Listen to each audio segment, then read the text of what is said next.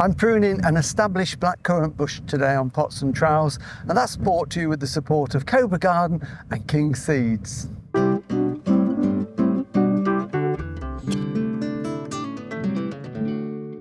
Hello and welcome to Pots and Trowels. Well, I'm in a friend's garden today. She's asked me if I pop across, just have a look at the blackcurrant bush there and do a little bit of pruning on it. So I'm happy to do that.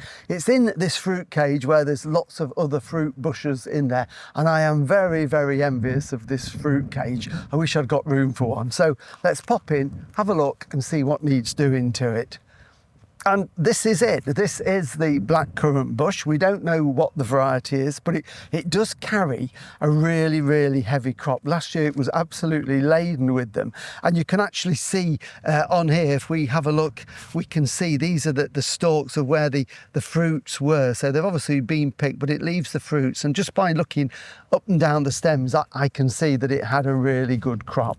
So I'm going to do a little bit of pruning, probably a little bit more than normal, but we've got to get that balance because we could go in and cut it really, really hard back, and that would encourage strong growth next year, but we wouldn't get any fruit because blackcurrants fruit on the previous season's growth. So where we had the fruit last year, as in there, we can see where these little sprigs of fruit were all the way up on this older wood. It then grew during the season from where my fingers are there.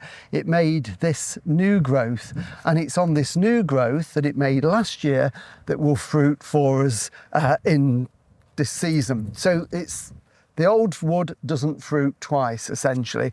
So we've got to be careful how we prune it, because if we cut it all down, we get rid of all this fruiting wood for this season, but it encourages new for the following. But I'm going to try and prune it so we've got a balance, so that we are going to thin it out, reduce it in size, but still leave some wood so there will be a crop this season, but at the same time encourage lots more growth for next year, which will reinvigorate it essentially and get that growth from the base. So tools to do it, put my gloves on. It's a cold, windy day today. This is winter well and truly with us.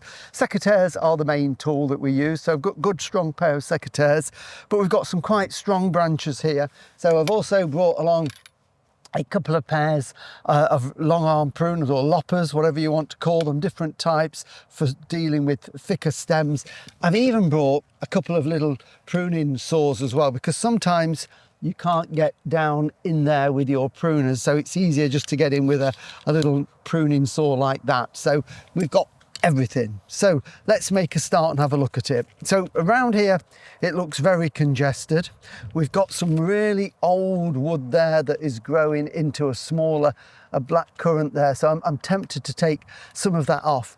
But what is really encouraging is if we look down, there are buds all the way down, little buds down there, and right the way down in the heart of it, right down at the base. And I don't know whether if I put my finger there, Jill, you can see even right down here there are buds showing. So that just proves if we cut it hard back, it isn't going to do any harm at all. So I'm going to make a start by taking out one or two of the congested ones around there, and I'm actually going to use my saw, and if I can get in round here, this is probably going to take quite a while, so I hope you've all got a cup of tea ready. There's an old branch there that hasn't got much new growth on, so I'm literally going to get my little saw in there, just lock that into position,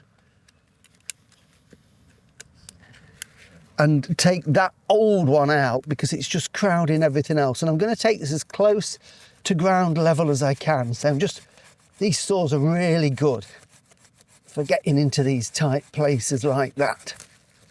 Okay, so we can take that one out to start with. So that, there is some shoots on there, but we'll show you what we can do with those in a minute.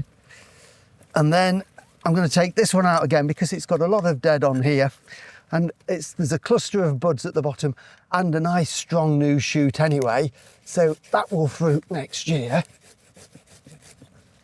So we can take that one out as well. And then I'm just going to work my way around and take one or two more out. There's some dead in the middle as well, quite a bit of dead in here. In fact, it's just pulling out by hand and some dead stumps. So I'm just going to trim these stumps back as well.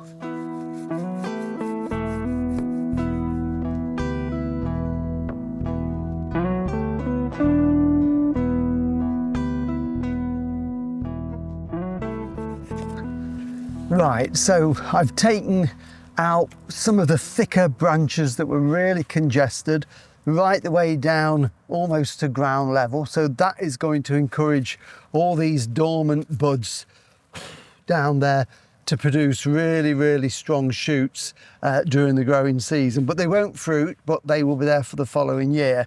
And then that's already, to me, looks so much better. It's thinned it out. I've got rid of all the dead stumpy bits in there as well. And now what I want to do, I've taken these branches out that were growing out over the path as well, because they were making it really difficult to get down the path. So again, with this one here, it's growing at a peculiar angle. So I'm just going to shorten this one for this time. So I'm going to take that one off. It's leaving one fruiting shoot on there.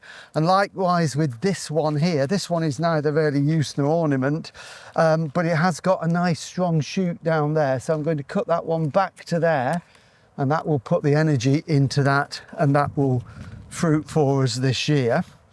Any more thinning out needs doing? Well, let's have a look at it. This is a peculiar one here. So it's all about the shape as well. This one is just growing out at an angle. So again, there's a nice bud there. So if I get my secateurs and cut that back to that bud, or even down to there, in fact, would probably be better, then that will just encourage these buds to grow on that one.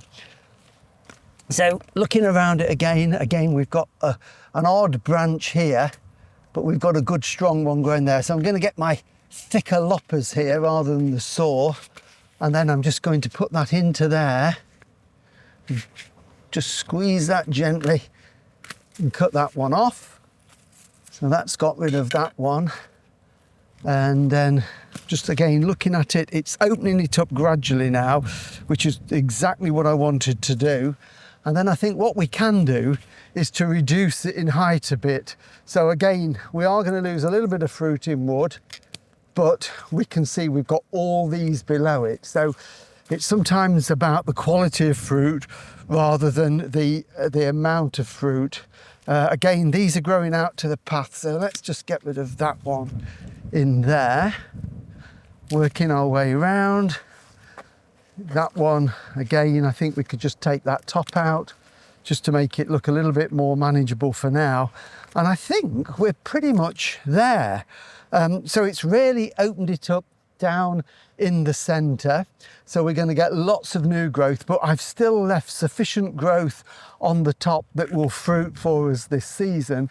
And then what we can do on the next prune, all the last of these big ones can be taken out. So it's a 2-year cycle, but in the meantime, we've got all that new growth from the base. So the idea being in a couple of seasons, we'll have got it back to a more compact habit.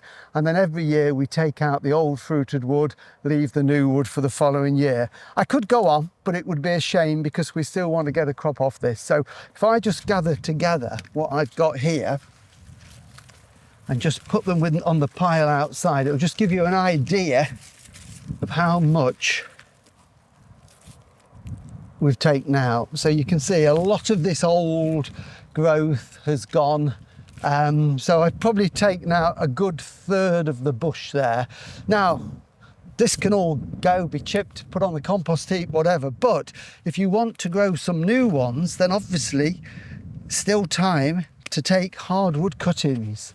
And a hardwood cutting is this new growth. What we do is we trim it below a bud, and then about the length of a pair of secateurs, trim it above, and that is your cutting. Get 3 or 4 of those, push them in the ground or put them in a pot of compost. They will root in the spring, make new growth, and you've got plants to give away or plant in your garden for next season. So don't throw all of those away, put them to good use.